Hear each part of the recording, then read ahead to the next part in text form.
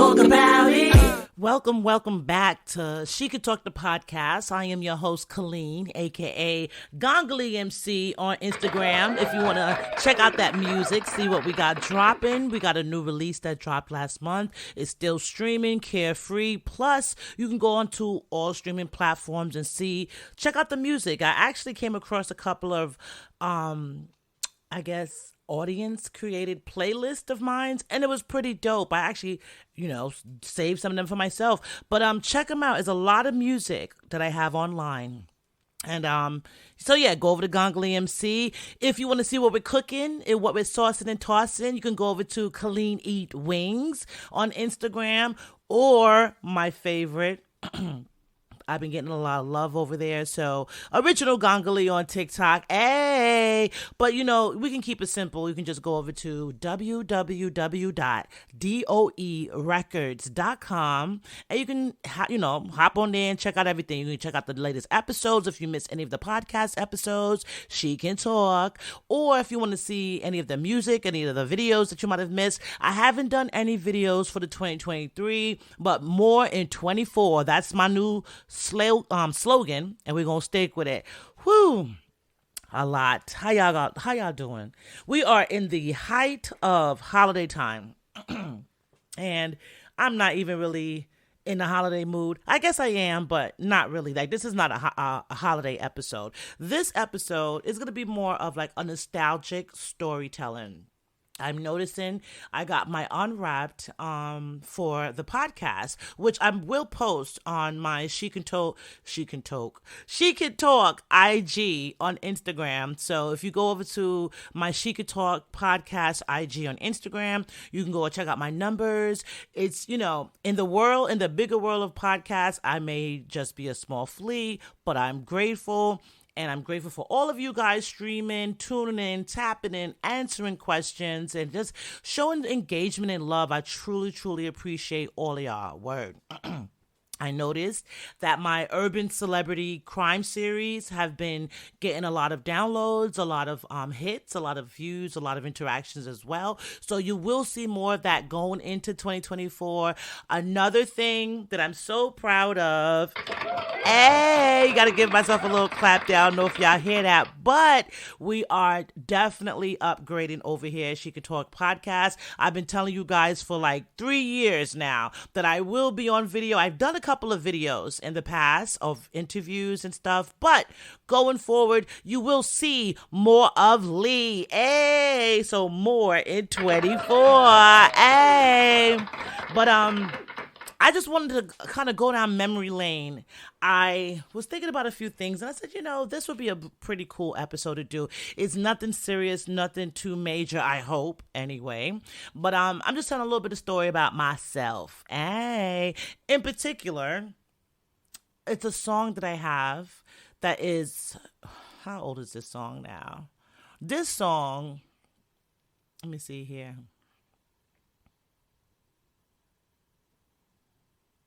This song is about, let me pause real quick.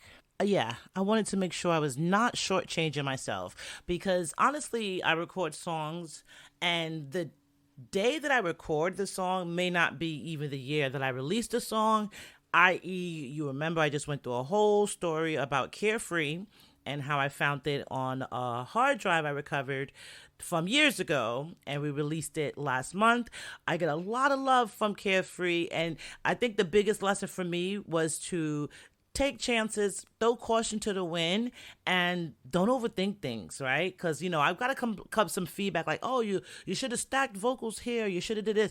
I'm not a singer. I told you guys that in my last podcast, and that song is not even a reflection of what we have to come in 24. It was just something lighthearted that I wanted to throw out. I didn't really expect it to do anything, but I'm grateful that it is. So it lets me know that you guys are showing love and supporting the music. I do it for y'all. So, and I'm having fun. I'm actually implementing and moving intentionally with fun with my roster. So you can ask Colossal. Like, I think in the last couple of months here, we've been just like having fun. recording music, doing remixes, upgrading. We upgraded the studio, upgraded my podcasting area. Well, that's a whole nother studio, but yeah, Studio B got upgraded as well. And I'm just proud of all the stuff that we've been doing. We're official tissue in Florida with on all aspects of everything. Doe Records, stop playing with us. So we've been working a lot behind the scenes, and I'm proud of that. But going down a rabbit hole I did not mean to go down. I just wanted to keep this lighthearted and talk to you about my song, Pretty Girls. If any song in my musical career that I would say made me the most fearful would be Pretty Girls. The reason why I say most fearful, because it's been points and times that I felt that I might have been blackballed or blacklisted personally because of this song. Now, follow me now. That's why I said, I never took the initiative to break down what the song is about, what was the inspiration behind the song. And I always, especially younger, 10, 13 years ago, when I created this song, is actually 14 years ago, and it was released 13 years ago. So I recorded it in 2009, and we released it in 2010. There's a video up there. Shout out to Tim Bird. I don't know if he still does, but he has done a lot of stuff for Timbaland as far as video productions, marketing, just a lot of visuals you've seen for Timbaland's camp in the late 90s, 2000s, mid 2000s. A lot of that was Bird, so shout out to him. He shot the video for Pretty Girl, so that was grateful. Because this is the story about Pretty Girls, I might even go into a little bit of how I was even able to meet him and be blessed with such a dope video. And just the creator of that video is a whole nother story. Shout out to Stone the Ruler, aka Mike, aka Big Brother Mike, out of Norfolk. Rest in peace. Because Stone the Ruler was very active with talent acquisition, I should say, for that video.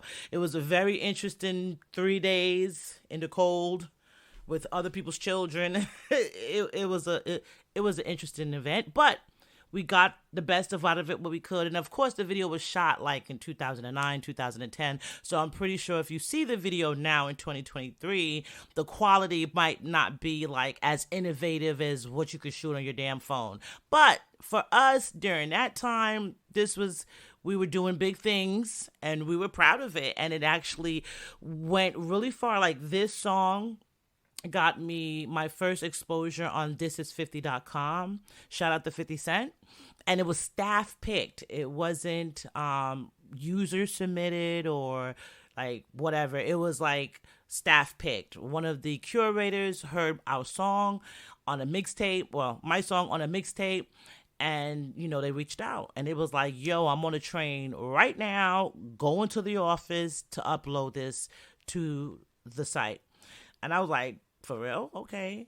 And, he called me back from the This Is 50's office in New York later on that day and was like, yo, check the site. I went on the site, smacked that in the middle, Gongoli, Pretty Girl. So shout out, to the love I got from thisis50.com when this song dropped, and just everyone. The reason why I say this song is, it's like my child that I love, but I hate at the same time. I don't know if that makes any sense. Parents are like, what? I don't hate my kids, but just follow me. It was controversial, but my filter, when you're younger, your filter is not there. So when I seen things that happened to people around me, I was vocal about it instantly. I'm not going to be the person that's going to be like, yo, what was that about? I'm like, yo, what the fuck you doing to my friend? I'm going to address it in the moment. I had to learn, because sometimes it's just a domestic abuse situation where you might see someone getting assaulted by their significant other. You try to jump in and then they both start fighting you, right? So you kind of just want to leave it alone. So that's kind of me and this song. And well, that was me initially. Like I was saying, like, I'm the one that would jump in to help the victim and then probably get jumped by both of them. So I had to learn over time not to be as vocal about other people's affairs and not to be as vocal about things that didn't sit well with me.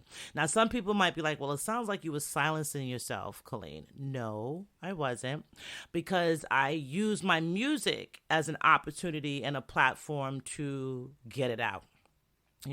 So a lot of people, a lot of enemies, or whatever you want to call foes. I refuse to believe I have enemies.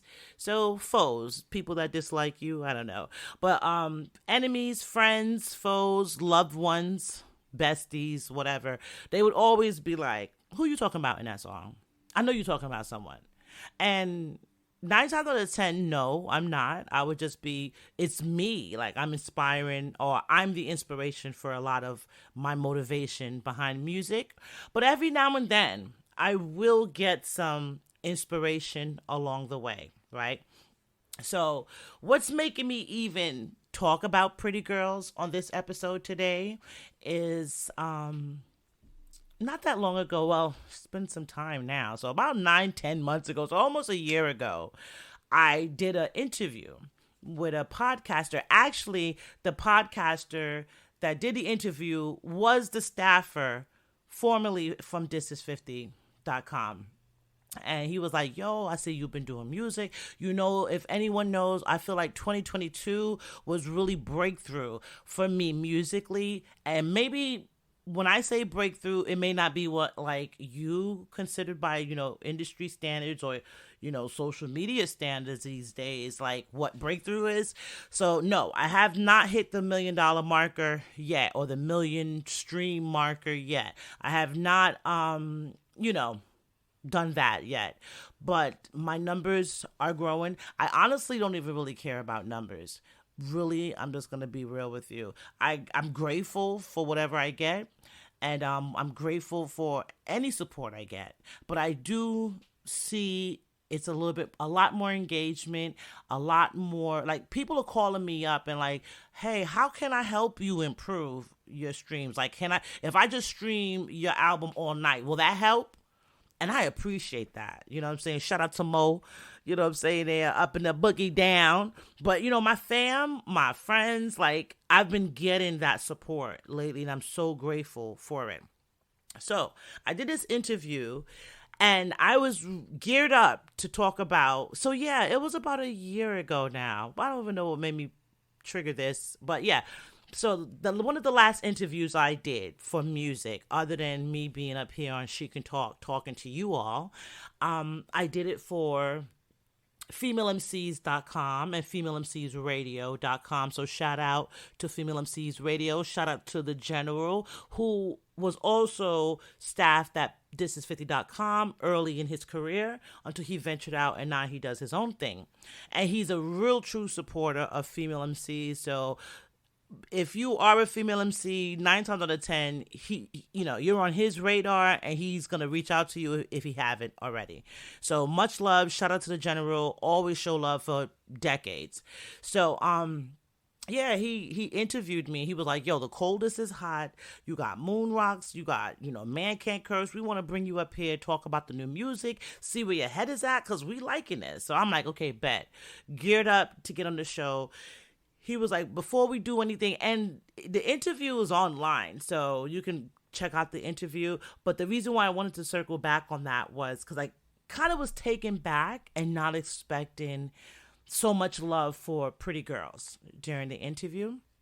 And he was like, yo, that's my favorite song. Matter of fact, I got it all queued up right now. I'm about to play it. We went into Pretty Girls. So, anytime you're doing like an interview or whatever at radio, you're hearing the music in your headphones and you're kind of waiting for, the interview to pick back up. And as I'm listening to the song, I'm like, yo, this song is fire. And the message still is relevant. It's probably more relevant today prior to when I wrote it 13, 14 years ago. Now, follow me. At the time when I wrote it, I can honestly say Nicki Minaj was not on my radar. I think Nicki's a dope artist. I don't have no qualms or like I told you this before, I support all female MCs, regardless of whatever genre of rap they do. That's on you. I don't have to listen to everything. I don't have to buy everything, but I support it. Because vice versa, I'm not probably none of their radars, and that's fine. But you don't have to listen to my music, but don't bash me either, because I'm not bashing you, right? So she wasn't on the radar. It was really, and my disclaimer is, I love Little Kim. She was not on the radar. What was on my radar at the time when I wrote this song, the first verse, or, one of the verses I kind of mentioned, like, plastic surgery and stuff, is just because at that time in Virginia Beach, where I was living, you didn't really see a lot of cosmetically enhanced women at that time. But you started to slowly but surely see one or two, and the conversations started coming up in just like regular girlfriend circles, like, hey, maybe I should get this. Like they started, dancing or entertaining the thought of plastic surgery. Now, in New York, on the other hand, Little Kim was being joked because saying, like, she was looking like Michael Jackson at the time. She had a couple of botched procedures. And then it was just also becoming more of those bedroom, backyard hotel doctors putting in, fix-a-flats in these women, and these women were dying, and it was like a pandemic or a sub-pandemic in the urban community, because a lot of women and some men were trying to achieve Beverly Hills status plastic surgery at bargain bin prices, and they were paying for it with their lives during this time. So this was a thing that it wasn't like documentaries out about it. It wasn't a lot of people speaking about it. But if you were in certain circles, you heard it. If you knew of certain people that were bold enough to get it, you either saw their success story or their horror story, right? And unfortunately, I had front row seats in some scenarios around that time that I was just like, someone needs to shed light on this, because no one is seeing it. Am I the only one seeing this type of thing? So at the time when I wrote that about, the women doing the plastic surgeries and all that stuff, people thinking that I was talking about Little Kim, because Little Kim was at the height of her career. And man, if you look, it was a point in time, I don't know if you go on my SoundCloud or what was it before that? Bandcamp maybe. But if you go up there, you'll probably see a lot of my freestyles where I'm rhyming over other people's beats. And Lil' Kim was one of my faves. Definitely stayed rhyming over Lil' Kim beat. So, yeah, it's out there. Like, I love Kim, so I don't have no enemy, no animosity, nothing, And my verse, from my mouth to your ears, that verse was never about Lil' Kim. And years later, when Nicki started to rise up, I had a certain, and this is the part where the fear came in for me. So now the Nicki years, after my song been out for years, the video dropped, and I'm just a little old indie girl on Doe Records, minding my business. Most of my love came from overseas anyway, so, I just wasn't on the radar here. Then out of the blue, I became on Nicki Minaj's fans' radar for a quick thank you Jesus second, but I was on their radar. I just started getting a lot of notifications on YouTube, like, comment on your video. So I'm like, oh, okay. What are they, they checking out the video, and I go up there and they're like, oh, you think you better than Nicki Minaj? You think you could talk about Nicki? This song is stupid. You can't rap, blah, blah, blah. And I'm like, what the fuck is going on? No. So I had to I found myself, and if you know about the Barbs in any capacity, and from my mouth to the Barbs' ears, peace is no hate or animosity towards you or your queen. But if you know them, they stand on business. So it wasn't like just one comment. Like they stand on business. So I'm in their fucking comments, in my comments, fighting for my life. Like, but this, if you look at the date of the song when it was released, it's not a. I didn't even know of a Nicki Minaj when this song came out, and it was like, you lying because she had a mixtapes out and she had. I said, okay, but did she look like that? You know what I'm saying? Because I followed Nicki since the Fendi days. And I thought she was dope. I always thought she was dope. So, yeah, Fendi, Deb Antony, like Nicki is always been on my radar as a dope female MC. So, but not in that capacity, like for plastic surgery and no, none of that shit. And at that time, she didn't look like that, like how she does now. So, why would I talk, why would that be about her?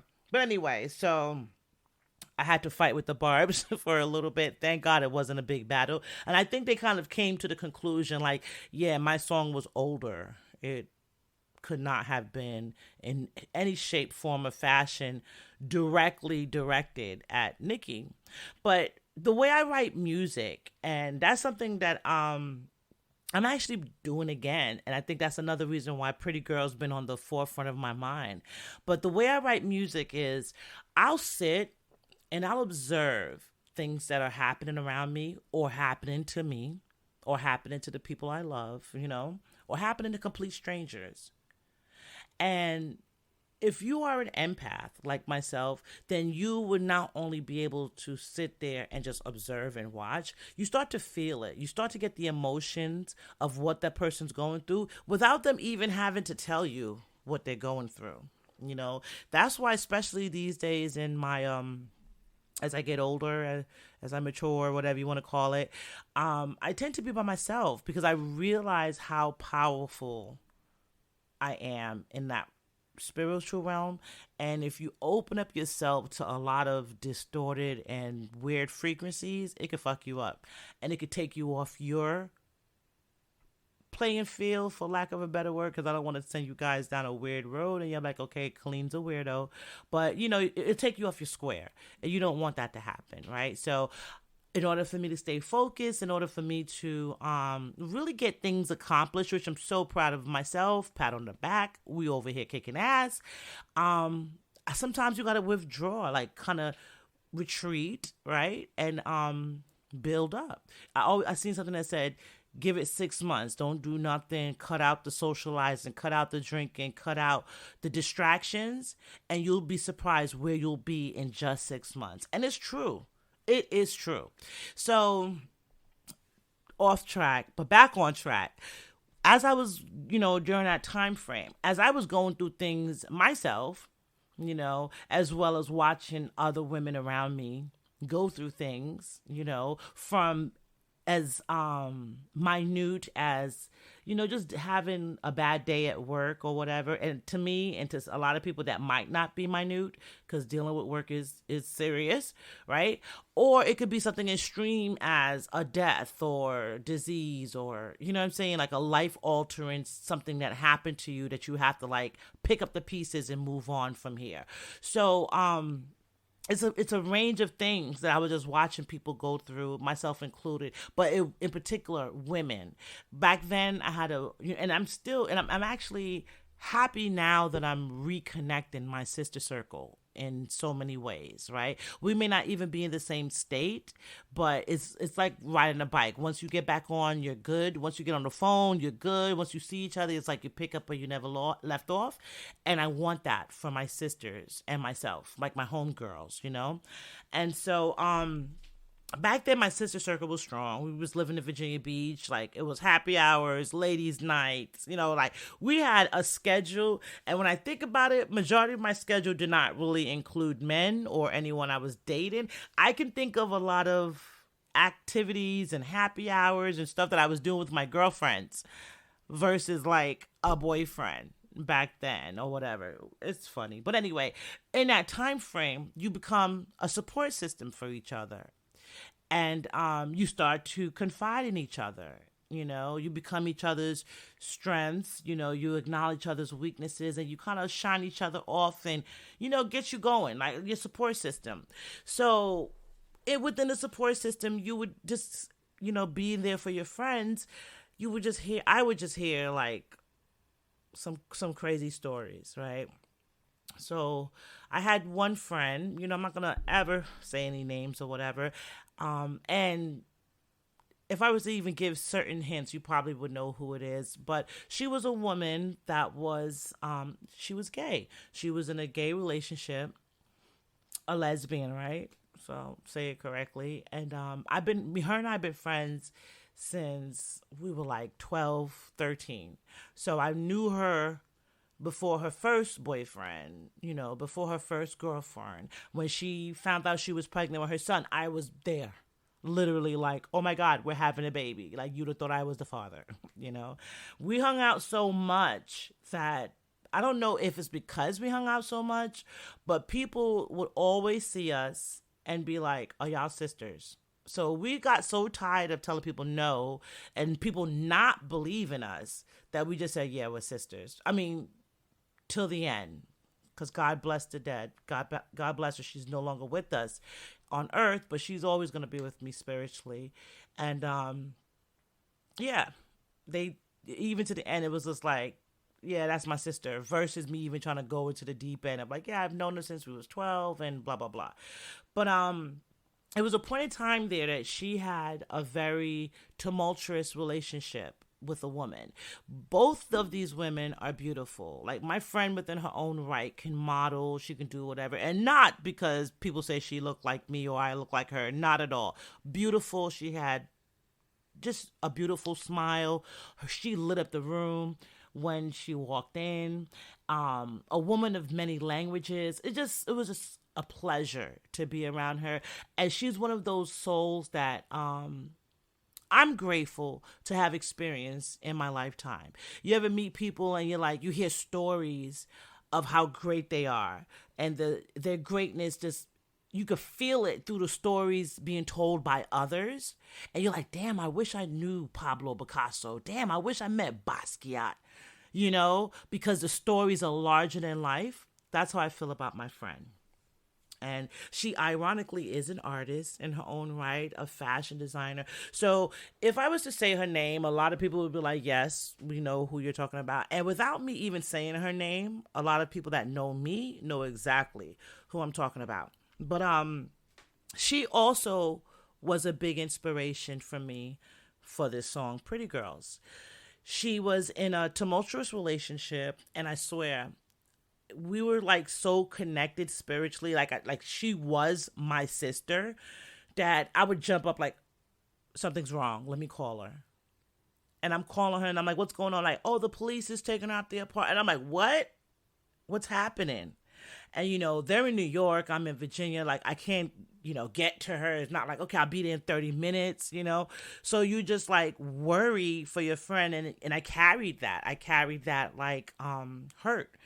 And when you would talk to her and I would hear her hurt and I would hear her going through it, it kind of took a couple of notches off of my day, if that makes any sense, right? Her and I got into quite a few arguments about just different things. Like, she didn't like the way I was living, or certain, lifestyle choices I was doing, because I was totally living the starving artist. I'm gonna like everything full throttle on music. I don't care about fashion and design, which we were all about fashion and design. I don't care about even living anywhere. I'm just gonna be a starving artist, and I'll live at the studio and just until this album gets done, in that grind mode, right? And she would bring me back to reality, like, bitch, you need to get an apartment and you need to stop acting like this. And I'm talking about 19, 18, don't be thinking like I was doing this at 25, 30, no.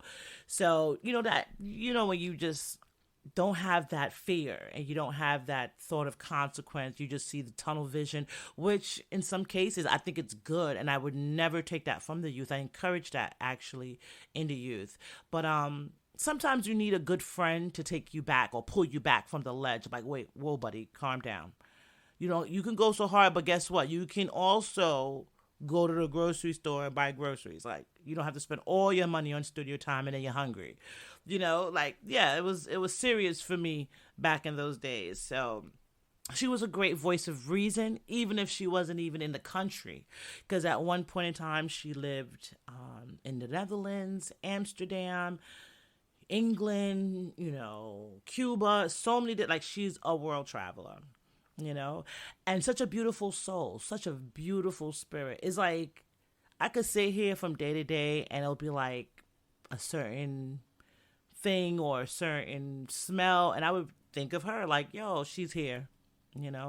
Most recently, which probably also inspired me to talk about this episode, what the episode today with you all. Most recently, what made me think about her a lot, my bestie, because she will always be my bestie, even though she's not in the physical with us anymore, was the Andre 3000 album, The New Blue Moon, that dropped. Totally her vibe. Like, if you listen to that album and you can picture like a tropical, earthy place with beautiful green plants and, just nice aesthetics, that it'll bring you back to a time like you don't even know where you're at. It's just classical. That's like how her apartment was in New York. It's like she transported you back to Dominican Republic or to Jamaica, like just tranquil. Just being around her was tranquil. But when she turned up, we turned up. We was like, you think I'm loud? She's just as loud. Same octave. People would see us coming and be like, oh my God, here comes the twins. And we would be going off. So just as loud, just as lit, totally, my spirit animal at this point, my bestie. So she had like a long couple of years there in a very tumultuous relationship, right? And then that one night, I called her and like the police was, getting the girl out and packing up her stuff. And I'm talking on the phone and I'm like, I know, and she always had no problem. Like, look, bitch, I'll call you back. I'm in the middle of some shit or whatever. But she kind of stayed on the phone with me. And it was kind of quiet. And I was like, I'm going to stay on the phone because I don't know if she just needs a witness. I don't fucking know. So I'm going to stay on the phone and kind of listen. So after everything died down, she, I guess had to speak to the police. And then I said, well, call me back when you can. Like, I'm up. I'm here. Call me back.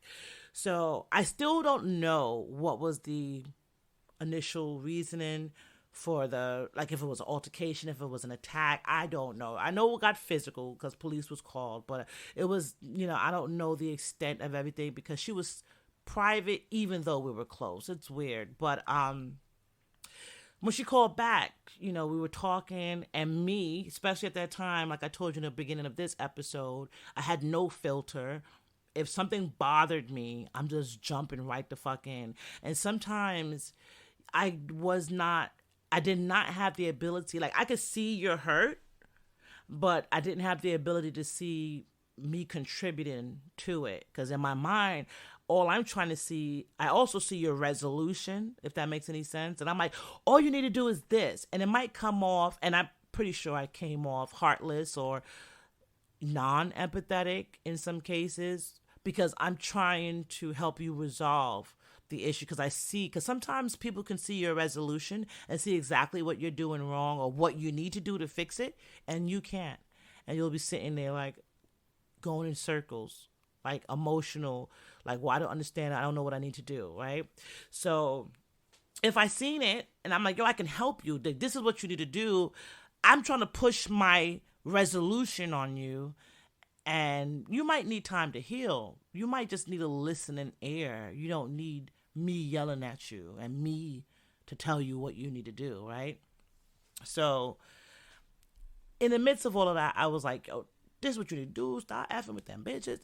Going off. I don't remember what I was saying, but going off. And if anyone that knows me, especially knows me from Colleen or Ganga from back then, it's like, once that mouth, like, yes, I have a podcast called She Can Talk, and you see how often I put out episodes. I'm still getting into the groove of putting out episodes because I need to like get back into talking. Yeah, me unable to talk? What? Yeah. But no, so so back then motor mouth nonstop. Like I don't even think my brain connected to my mouth in some cases. So it's like I led with my heart. So if my heart was say, made me feel this way, I'm gonna tell you, and I'm just going off, right? And she said something that stopped me in the middle of my track. Mind you, I'm going off with her about what she needs to be doing to rectify her situation that she's in, that she had a rough night on, right? And she was so smooth, so chill. God bless her. She said, Colleen, sometimes we just gotta ask ourselves how we get here. We were like all pretty little girls in our dresses and our white patent leather shoes. And now we're here. Where did the pretty girls go, right? You see how silent I got after that? That's how I was. It was nothing else I could say after that.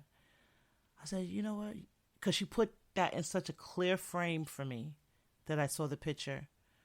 It's rough. Like, they forget that when you're born, right?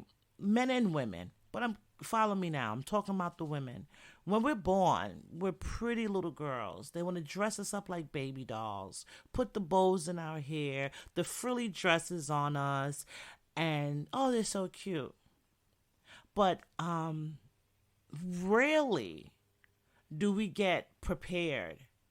And I mean, you don't need me to go too far into that. I'm not going to go down that rabbit hole, but I will for a quick moment there. Look at everything that's happening around. Adult Survivors Act, all these allegations coming out against people. Finally, women are speaking up for themselves. So something that I felt, and my girlfriend, my homegirl, because, the way we say girlfriend back in the days and the way people say girlfriend these days is different. So I'll stick with saying my homegirl. So even like with us, the era we grew up in, and a lot of women my age, we had to suck it up. Abuse, disrespect, shortcomings. And especially like if you're a woman of color, I'm not saying that, non-women or women of non-color don't deal with this, because as I've gotten older and I've become acquainted with, women that are from Asia, women that are, Asian culture, women that are from Latina culture, women that are white, women that are European, that are, they might be Moroccan or something else, right? I've come to the conclusion after speaking with women, and I'm talking about different ages, different races, that we all, especially, well, I'm not going to say different ages, previous generations, we all were taught to some degree to suck it up. Suck it up. And so we become women that, and I'm talking about of a time. I'm not talking about present day. There was a lot of women that suffered abuse in silence. So it was a lot of women that were embarrassed to say that they were being abused. And then women that were in, gay relationships, lesbian relationships that were being abused even felt more embarrassed or more ashamed or more compelled to hide their abuse, right? So that's why I wrote Pretty Girls. So I wrote a verse about that. I wrote a verse about, basically what my best friend went through at that time, and what I observed, coupled with, now this is where it gets a little twisted, right? But coupled with a lot of my stylists and stuff during those time frames, and we're still good friends. I have a lot of gay male friends as well. And I don't know, I have to shout them out real quick, because a lot of the gay men from my generation were classy and a little bit more tasteful. It was different times. Like, it was like still hanging out with your homeboy. I don't know. I digress. But even with them, so we would have, like I told you, these sister circles. Every now and then we would have like our gay homeboy or gay best friend come over, and he would put us on to G, like put us on to game, like, this, that, and the third, right? Which, low key, that's why a lot of women accept gay men, because they feel like they're getting like a double agent, for lack of a better word. I can give him some intel on the men's side of, or men's point of view. But he said something, at the time to me that was like, a lot of, people in same-sex relationships are, tend to be abused. Like, it's a lot of abuse in those relationships. They just don't talk about it because of the whole taboo of them being in a same-sex relationship. They don't want, them telling their story of abuse or telling their story of what's happening to them to be followed by, well, that's what you get because you chose to do that. You chose to be in a same-sex relationship. So, yeah, that's what you get. I don't think anyone should be abused. I don't think that anyone deserves any abuse of any kind. Everyone should be loved and respected, So when he said that to me, I said, damn, so it's basically like, it's bad enough that we as women barely have a voice during those times. But then if you're like a gay woman or gay man, like your voice is not there either. I'm going to be the voice for these people, for my people, you know what I'm saying? For my friend. And then I'm a woman for us, and then you just coupled it with things I've seen. Like, I've seen the little girls that, like, their moms gave them everything. We all have that one friend that was spoiled when she was a little girl, had every Barbie doll, every Corvette, the best double Dutch rope, like the best snacks at her house, whatever, right? And maybe she grew up to be probably like an unsavory woman, right? Meaning that, like, yo, did you know that, so-and-so that used to be spoiled, her mom used to give her everything, she's stripped down at KODs right now? Like, so-and-so was out there, like, the stories don't always end up with, like, the happily ever after Princess Cinderella story, right? Happy ending.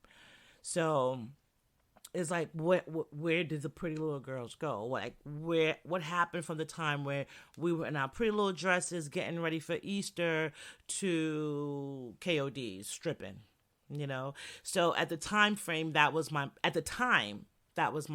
mind frame at that time of, like, where did we go? It's kind of this road is uncertain, because these are our options to be in abusive lesbian relationships, or to be abused by men, or to have low self-esteem and abuse ourselves with plastic surgery to feel something. Like, this is the stuff that was literally happening around me, but it wasn't like on the scale that it is now.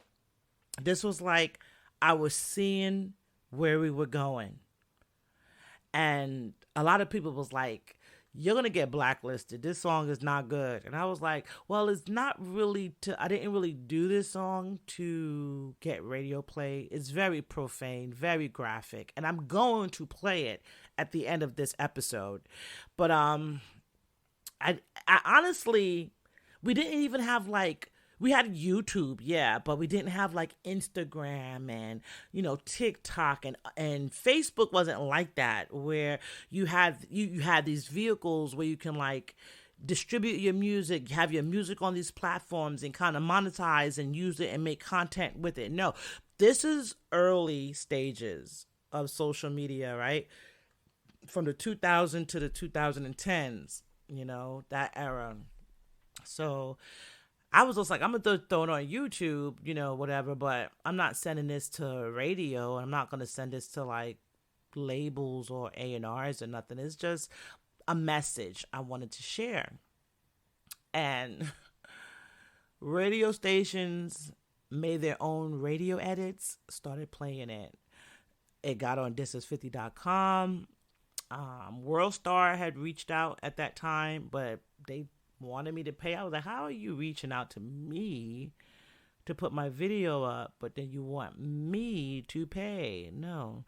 If you ever notice, around that same time frame, I have a song called Not For Free, and just to give you an idea, because I be seeing where it should be going. And I was like, yo, they want the artists to pay for everything, but then the artists don't get paid. I said that back then on a song called Not For Free. Go look it up on YouTube. And people didn't like me when I put that out. They said, yo, you really just You ain't even trying to play with the team. You ain't trying to play in the playground. You ain't even trying to be in the sandbox, bitch, with these fucking songs. And so I kind of like accepted it. Like, all right, I might not be mainstream, but if a message needs to be, you know, get delivered, I might have to be the vehicle to use to deliver it, you know? So I kind of wore that badge, but I didn't really want to be, you know, going against the grain, and I didn't want to be on a soapbox trying to talk down to people, which will let me, I'll just give you a quick run on the music video. So, like I said, shout out to Stone the Ruler, Mike, aka Big Brother Mike. A lot of people thought he was my brother, but he's passed on too. Like a lot of my favorites, it's crazy. I have a lot of ancestors and angels in 2023, so sending love up because they always with me, but off track a little bit. But anyway, he was my talent acquisition because it was a part of the video that we was going to shoot in a strip club, and we was going to have, it was going to be like P Valley before P Valley, meaning if you're familiar with P Valley, how, yeah, they had some really crazy dance scenes and routines that, to me, I feel like season 1 of P Valley, and I'm going on a rabbit hole, I apologize, but it was way better than 2 because they show routines and they really show you the culture of the strip club, not just sex, etc. But that's what I was trying to do with my Pretty Girls video initially, was have some strippers in the club, but kind of like, going through like one girl's and she's stripping because she's going to school, so you see her like studying her homework or getting her stuff together before she go on stage. And then literally we had like a Mississippi before Mississippi, where we was gonna have another girl who had her daughter sitting in the back in the dressing area, and she's like, yo, just watch it for me for a little bit, I'm gonna go dance and come back, and boom boom boom, I couldn't find a babysitter. So that's what we were going to highlight in the Pretty Girls video, not the stripping, not the derogatory, and in no way, shape, or form was I trying to demean any of the ladies or make them feel bad, right? But my talent acquisition specialist, that's what we'll call him, he was like, yo, you girls are gonna be stripping, boom, boom, boom. And they were real strippers. So when they heard the song, they got offended because they thought that I was demeaning them. And then once again, because me and my temper, and well, I don't have a temper, but my mouth, I didn't have a filter between my brain and my mouth. So I kind of went off. I was like, what the fuck? So you could go strip all night for these niggas and do whatever, let them just do whatever to you, but you don't want to be in a video that's going to bring awareness to the shit that we go through and the disrespect we deal and you deal with. That made it worse, So that whole scenario right there just made me realize that, I might have been Shauna. So if you watch Rap Shit on HBO Max or Max, whatever it is right now, Rap Shit, they have that show. It's a show about the 2 female MCs. Shauna is the Black Power activist rapper, and Mia is like the, hey, let's get lit. We having a, turn up. Let these niggas know we here rapper, right? And these 2 polar opposite rappers came together and formed a group. And you see where a lot of, both of them, because I can't say one is better than the other, but you can see where a lot of Shauna's mishaps, because you be like, girl, you just could have just like kept that opinion to yourself. And that, yeah, I might have been Shauna, especially when I was younger, like, giving my opinions, especially when they're not needed, right? So if you look at the video, you'll notice that there's no strippers in the video. So that was like a long, hard day 1. We had to cancel the strip club. We had to do a couple other things. And then actually, it's funny. But some of the outside scenes, we were like in a field behind the strip club. It's funny. Then I got kids out there in the cold. The parents, shout out to all of the parents that brought their kids out to participate because they understood the assignment, dressed them accordingly, and the kids were well behaved. And a lot of those kids right now are like women in college and they went from pretty little girls to beautiful women. So I'm happy that they have that in their history. One of my nieces hit me up and was like, and she's in college. And she was like, I was showing them your video and telling them how my aunt rap. And I was showing her me in the video. And I was like, damn, make your auntie feel old, but okay. You know what I'm saying? But nonetheless, it's part of their history. And that's what I like to use my music for, not just for me, but it's to include all of us, and we'll all have memories from it some kind of way. You know what I'm saying? Hey, had to give us a little clap there. But seriously speaking, so back to that, right? So Bird, who shot the video, he is Timbaland. At the time, he was Timbaland's main videographer, marketer, graphic designer, like a lot. He was Timbaland's right-hand man. And I didn't know none of this stuff. Let me tell you how I found it. I was looking for a video camera to buy to shoot my own videos. I had a video shot for me from a well-respected videographer that he's done videos for bigger artists. And one of my dopest videos on YouTube right now is from Sam Rogers. Shout out to Sam. And it's the Opulence Hot 2.0. We shot that in New York over a couple of days back around the same time. And so me not knowing the intensities and the different specs on cameras or whatever, I just knew what it looked like. And I was like, I could probably shoot my own videos. And, I started, the wheels started turning in my head. So I'm on Craigslist. This is to show you, because I don't even know who uses Craigslist these days. Shout out to you if you do, but I don't use that. But anyway, back then I'm looking on Craigslist, like maybe they might sell some cameras, or I can get like a used video camera and, of that caliber that I'm looking for, and see if I can go that route. Then I came across this ad, and it was like, we'll shoot a music video for you, $800, and this is the equipment we have. So I literally Googled every piece of equipment listed in that ad, and I was like, whoever this is got a TV newsroom. They're professional. Like, this is it. It's either gonna be a scam, or this is too good to be a dream come true. So I prayed. And I hit the respond, and I said, hey, I'm looking for a video, someone to shoot my video for Pretty Girl, boom, boom, boom. I kind of have a storyboard, but I am open to suggestions, and I think that this song would do great with a video. So he was like, okay, sure, come down to my office. He set up a meeting, and then at the time I had a DJ. She's in the video as well. Her and I went down to his office, and, we're all nervous, and nice office, very, professional but non-suspecting. Like, you don't know how important this dude is, because he's just very chill, very relaxed, but everything around him looks expensive, so you're like, okay, yeah, this is serious business. But so he popped in my CD, and he's sitting at his desk, and joint comes on. He stops it. So I'm talking about, like, I did like maybe 4 bars, and he stops it. And so me and the DJ, we look at each other, we're like, oh shit, he's not going to shoot the video for us. And he was like, who's rapping? I was like, I'm rapping. And he was like, okay, what do you do? She was like, I'm the DJ. He was like, okay. So he's writing down. Then he turns back around, he plays it. So now he's listening to it. He's playing through. He stops it again, like when he gets to the hook.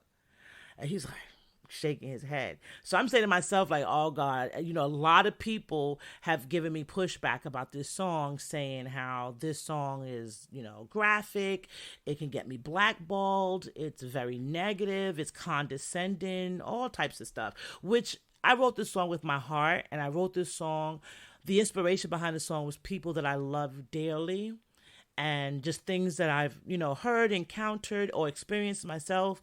And I wanted to put it all together and be like, hey, women, I know, like, our innocence get lost quicker than boys in most cases, where, like, predators, everything, they tend to prey on us first, and our innocence gets lost. And then guess what? When you're 16 years old and you're, in some type of weird ass relationship with a 30-year-old man, And then now you're 40 and you're like, yo, I was abused. I wasn't supposed to be there. They're like, oh, you wanted to be there. You wanted to be there. I'm 16. What 16-year-old would you entrust or would you trust with making a serious financial decision with your life savings? I'll wait. Okay, exactly. So how do you trust a 16-year-old to defend and stand up against a 30-year-old man? That's a whole nother story. Go back a couple episodes to see what I'm talking about. But that's what I was trying to do. Was just trying to be a voice because I felt that as a woman and as a woman part of a bigger support group of women, we needed that voice and we needed that. And I mean, my village came together to make it happen, right? So when we got to Bird and he went in that office and he's playing the song, he's stopping it. And he's listening, he's taking a couple of notes, and he plays it, he stopped it again. Then he turned, and the whole time is like, I guess because his stereo is like on the shelf behind his desk. So he's like turned around to us. His back is to us. And then, he'll take a couple of notes or whatever. Then he turned around so pensive in thought. It was like, when I did that Craigslist ad, and the way he started it, just like this. I thought he was about to be like, this ain't what I'm looking for. But he was like, when I put that Craigslist ad out, like the people that I work for, like I can't even, because at that time he didn't disclose who he worked with and for, etc. So he was like, my people was like, yo, why are you doing that? Like, you wasting your time. Like, what do you expect to find out there on Craigslist? Man, you got a good thing going here. You don't even need to worry about trying to shoot videos for random people on Craigslist. And he was like, this is why I put that ad on Craigslist. This is exactly why. I'll be more than happy to shoot this video for you. Let's do it. And I probably shouldn't even tell that part, but he blessed me on the price. I'll just put it like that. So I paid, but yeah. I got more than what I paid for. And he was like, I'm happy to do this because this is a song that needs to be heard.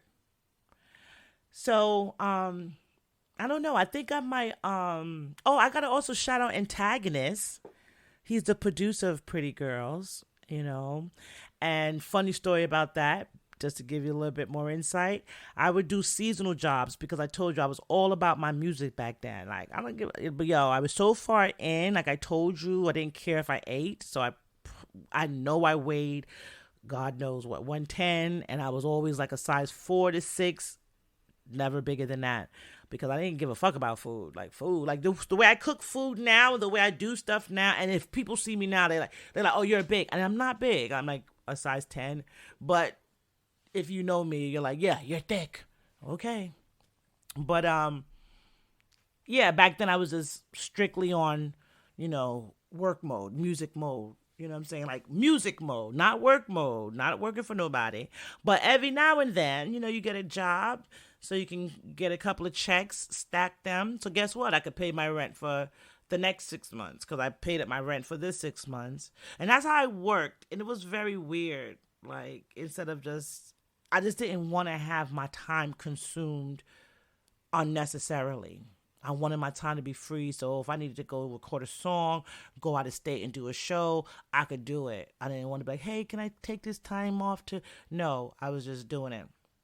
So at that time, I called it my season. So I worked seasonal jobs to, stack up the money so wouldn't be a bum. Right. And I was working a seasonal job at Lillian Vernon, old school. I don't know if any of you guys even are familiar with that, but it was like an old catalog or whatever. Excuse me. They also did Time Life. So if you remember those old school late night movies or commercials that would come off and they would have like, Otis Redding and the Shy Lights and like all the timeless classics, soul music, R&B, and even like Dolly Parton and country music or whatever.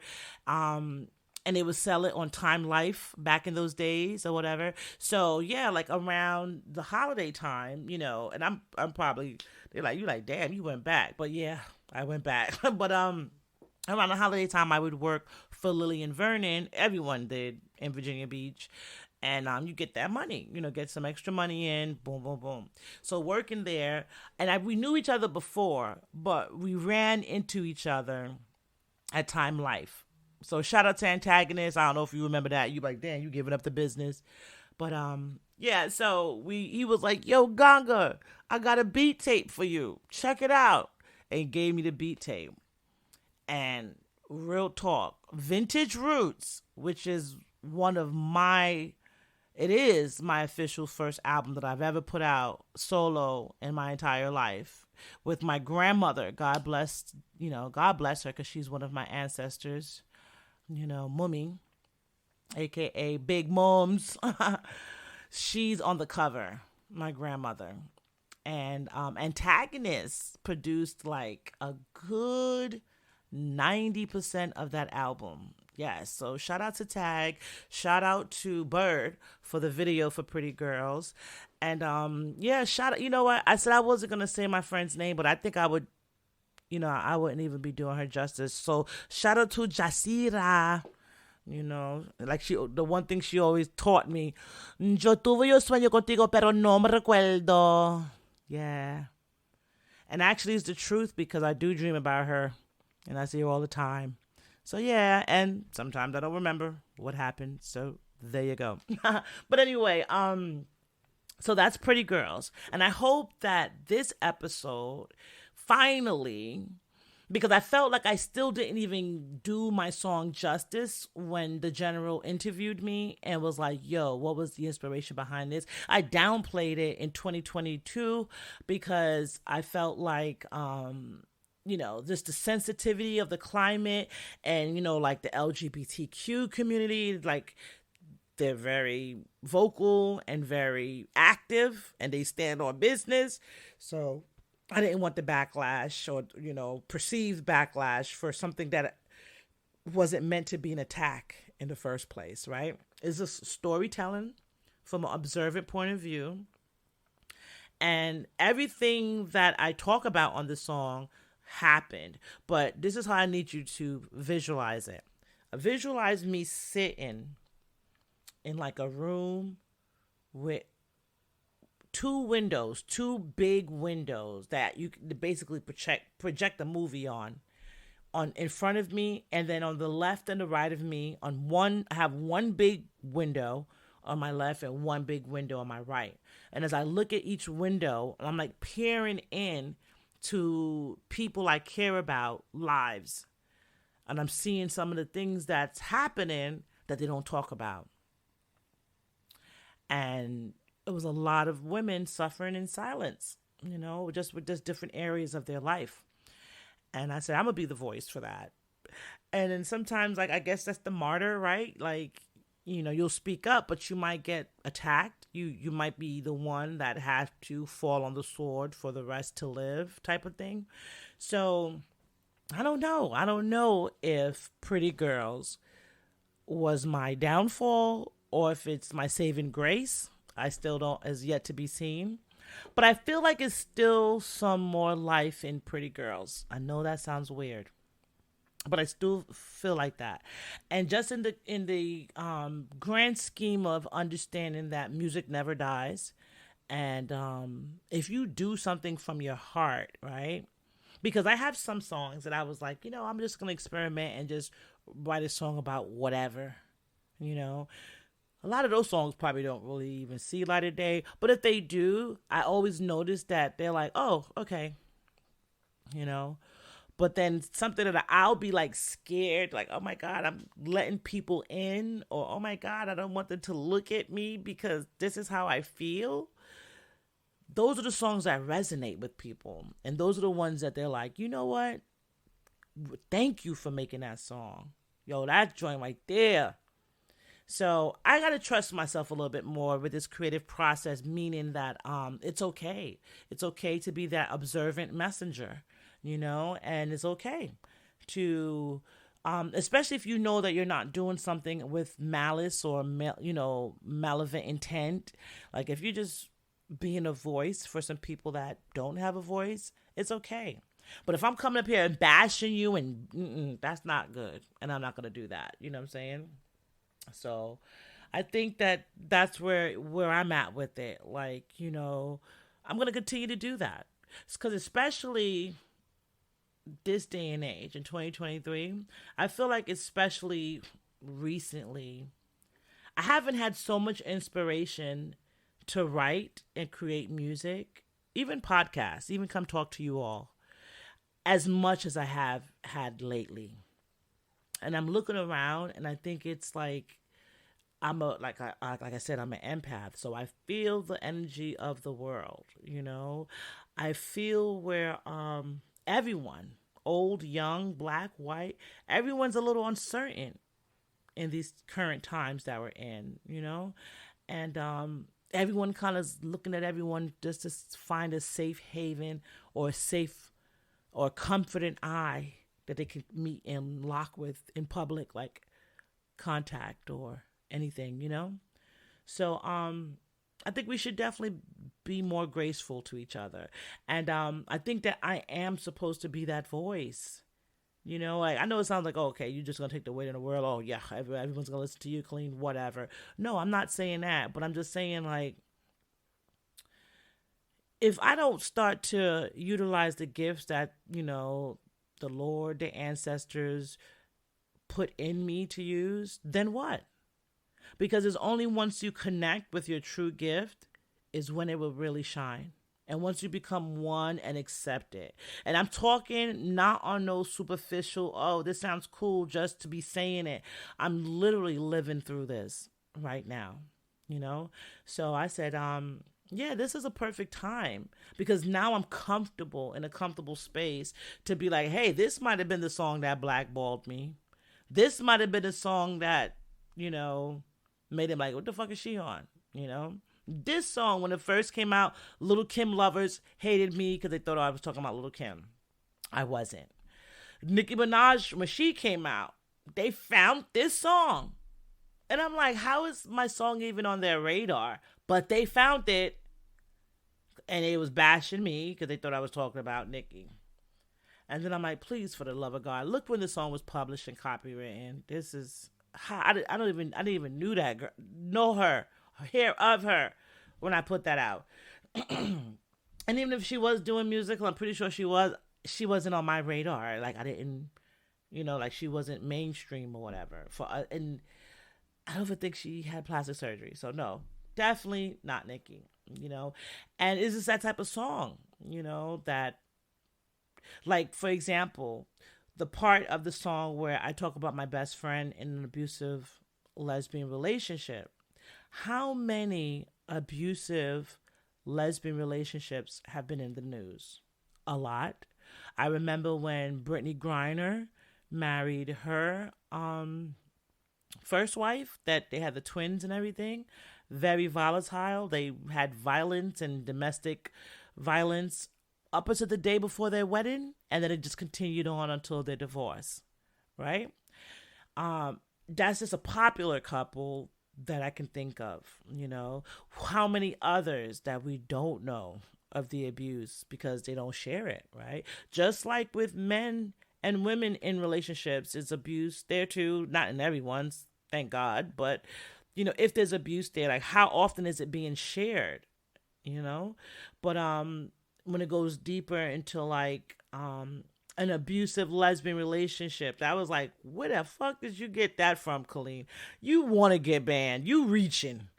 But it wasn't like at that time when I wrote that song, it sounded fucking crazy, but it was really happening to my best friend. Like she was going through it, and because it was just not something that I could personally relate to, I did not know how to fix it for her, and the best way that I couldn't cope with not only what she was going through, but what all my other friends were going through, and myself included to some degree, even though I was in a heterosexual relationship, and I wasn't beaten on, thank God, but abuse is abuse, right? Physical, mental, emotional, it's all abuse. I just wanted to talk about it. I just wanted to like vent and get it off my chest. And it was no way, shape, form, or fashion a bashing song, hating on anyone. So, depending on what circles you are in, some people call it a classic. Depending on what other circles you're in, some people are like, yo, that's the worst thing you could have ever done to your music career. Is yet to be seen. But I also feel like in 2023, it can possibly still be relevant. I'm going to play this song at the end of this episode, and then you tell me. I'm going to put that also as a question for this episode. You can go on YouTube, you can go on Spotify, you can go on She Can Talk, and you can respond to the questions that way, because I like to keep them streamlined where I can see them.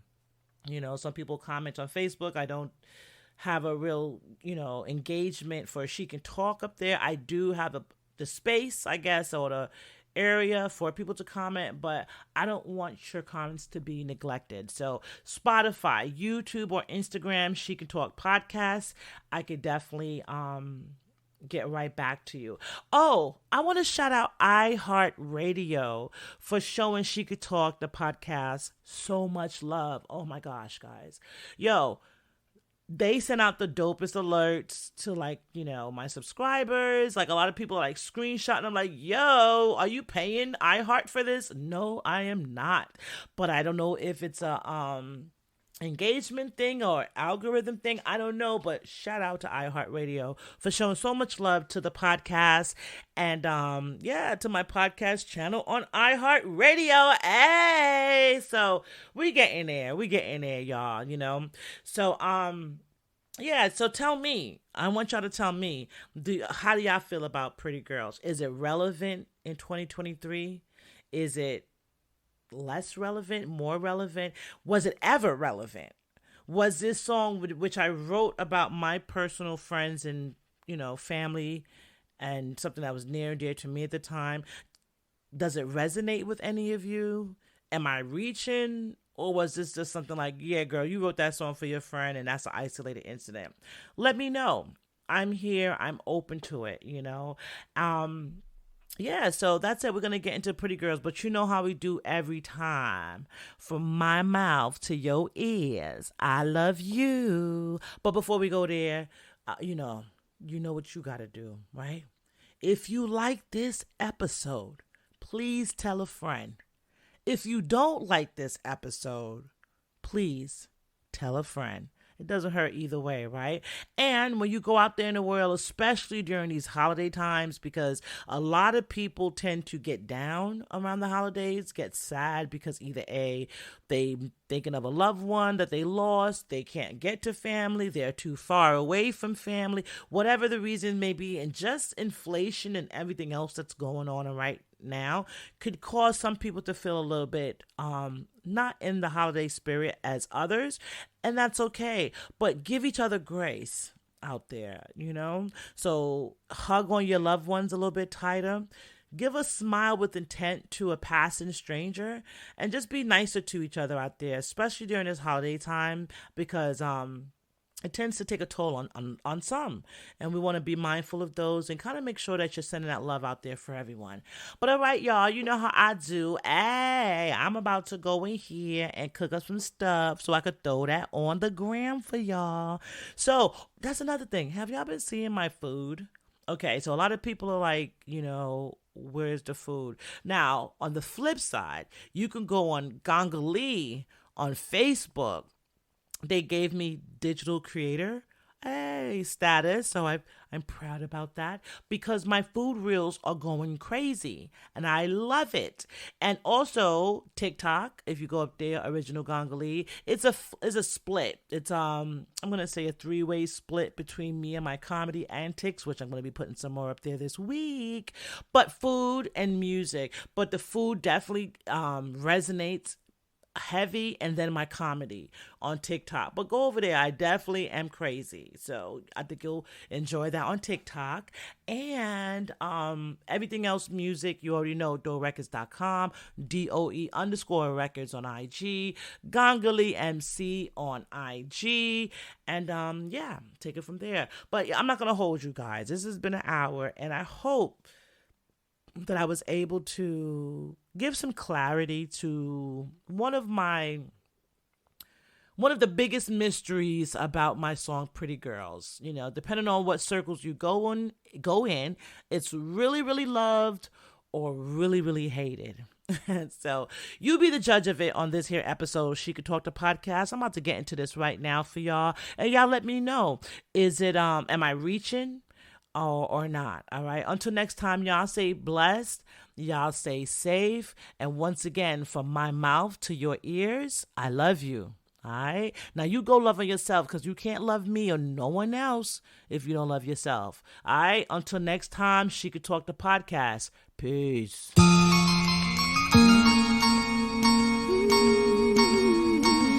did all the little pretty girls go? Go, go. Where did all the little pretty girls go? Go, go. Where did all the little pretty girls go?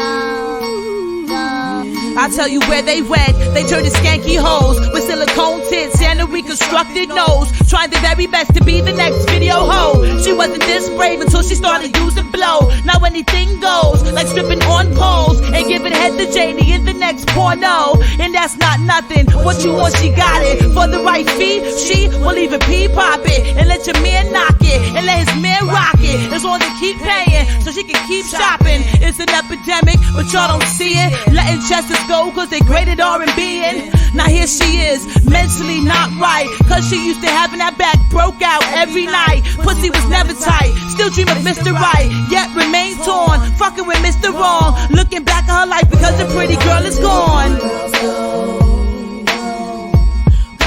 Where did all the little pretty girls go?